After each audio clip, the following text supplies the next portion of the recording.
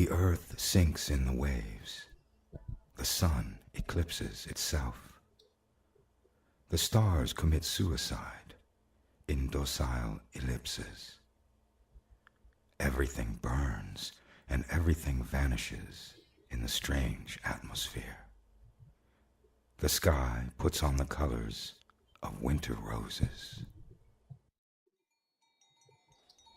It's a village lost at the frontier of the invisible, swallowed by a horizon of snow, of fog, and of mountains. A last point of rally before the void, and then nothing else. Ice, wind. Miles of solitude distance this village from the last sketch of a road. It used to have a name. Everyone has forgotten it. It is only by hazard if one reaches it. Erased from all the maps by the passage of time and snow, it stretches, long garden of gray stones at the entrance of a small valley of naked trees and frosted cascades. An old rifle, a weaver's loom. Here, no form of technology has prevailed. Here, not the steam trains nor the telegraph can arrive. Every day, hunters go to lose their way in the plains and the forests. Every day, they return.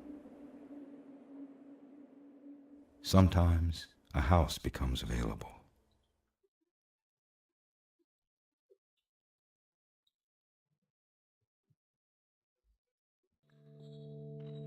Hello and welcome to the Winter Voices demo playthrough. I found this game on Steam. There's many different parts, but I've just downloaded the demo to see what it's like. Doesn't really give much explanation in the Steam information, so thought I'd download it, give it a go and show you guys. What you've just seen is the beginning movie when you load the game. And from that it seems quite mysterious, so let's have a look at what we've got.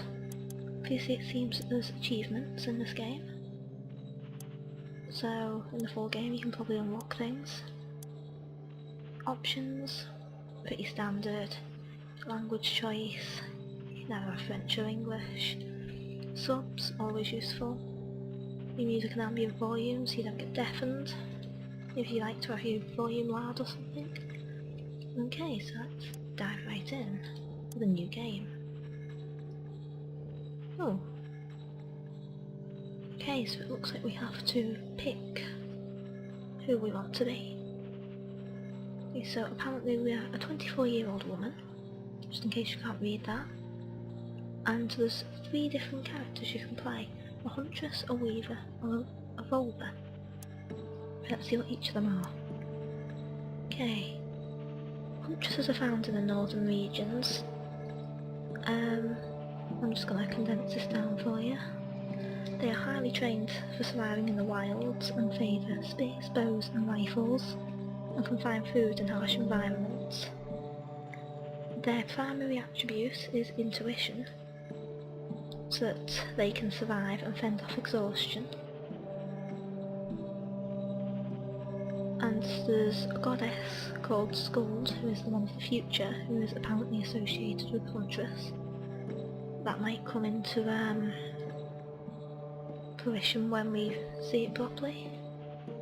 See what's happening, so let's check. So basically Huntress is someone who uses spears, bows, rifles, and intuition. Okay. A weaver. Apparently it's the most common profession. A woman of the Principality of the Three Rivers. I think that's where this entire story takes place. They're masters of spinning fabric or wool into items. They're cheerful and sociable, and have a tendency to daydream, and apparently very humorous. So, I don't know whether that'll be anything good to use in the game. Obviously shows that interacting with people is part of the game that you have to do. Apparently choosing a weaver reinforces a more light-hearted playstyle, and the goddess that governs this one is the Dandy, the goddess of the present. Okay, let's check Volva. Oh, pop up. The Volva has a very high memory, thus making the game more difficult. Select this job if you're only used to this type of game. Well, that means I won't be selecting Volva, but let's see what it is. It is a storyteller, a shaman, and a prophet. They hold a central role in the informal religion in the Principality, so that must be where it is as well. Few are gifted enough to be chosen to do this, and they basically act like vicars or priests. They officiate funerals, unite couples, which is basically marriage. Okay. They study medicine when they're not on official duties, and their primary attribute is memory, like it's stated. But apparently that also improves the strength of enemies. So that would be a bad thing, really. And the goddess associated with this one is Erd, goddess of the past. Okay, so Volva is the hardest. Weaver is someone who's humorous, who can weave items of clothing and things. And Huntress is someone who fights with spears and bows. So let's go for Huntress for now. Step 2. Attributes. Okay, we have 6 attributes to pick from. Humour, willpower, memory,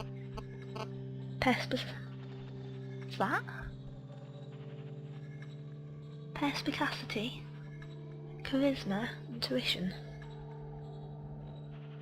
Humour is apparently the tribute to assess and keep given situation into perspective.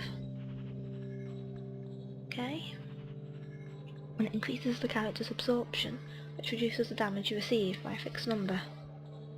So that could be useful. Willpower is the mental strength of a character. It increases your energy, and apparently whenever the character loses their energy, they lose the fight. So that's also useful. Memory, as it was stated on the Volva, is quite a touchy subject of this game. It's got both positives and negatives. Apparently it improves the character's ability of recollection and uses it to her advantage. It increases the experience points 1, but increases the damage you receive. So it's better not to touch that, to be honest. Okay, so this awkward word I've never heard of before, perspicacity. Okay, it increases the psyche points on the first turn. I believe that is PP, which is basically what your skills cost. Okay, so that increases that and the regeneration rate. So that could be quite a good thing to have, but it depends what you really want to balance. Charisma. It reduces the loss of movement and psyche points. Okay, so obviously I know about this game, it's a turn-based game, so movement was obviously a very big aspect of it, but we'll see that in the gameplay later on. Now, intuition is the last one, and it offers a significant bonus to detection of traps and invisible creatures, and increases the chances to dodge attacks. Which is useful, but I don't know how many traps are going to be in the game.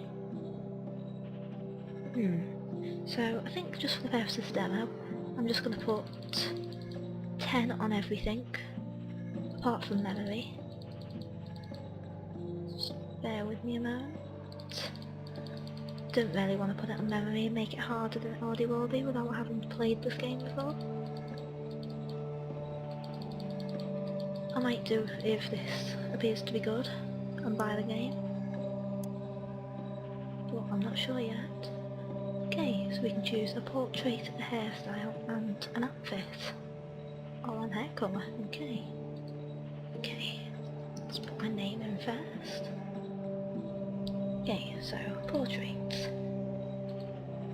Okay, looks like we have a variety of different characters we can play. So far I quite like the original defaults the best. So I think when we get back to that I'll stick to it. So who's going through them in all different colours? Oh, there it is. Clothing. Yeah, let's see what they've got. So at the moment it looks like we've got a jumper, a pair of trousers and some fluffy boots. That's just changed the colour. Colour changed again. Oh, looks like we got high-knee boots and a jacket. Looks like it's fair lined. Again, that's changing the colour. Hey, now we've got quite an old style dress. So you'd imagine from maybe like an Amish community. But this will just change the colour again. Yep. I quite like the look of the high-topped boots. In like the bluey colour, so... There we go. Hairstyle. Okay, so that changes it on the actual character. Long hair, updo, bob, another bob, another updo, and down here. Doesn't seem that there's much difference to that, to look at the hair colour. Hey, one thing we possibly could improve with this game is maybe the picture of the person, maybe add a few more options. Maybe so that your character looks like this one on this side, whoever you pick. And then you can customise the clothing like that. Maybe even give them a face. Don't know how much... Oh, don't know really how much it's going to be zoomed in on them, so... Might not matter. Okay, let's take the plunge. Start game. See what this has in store for us.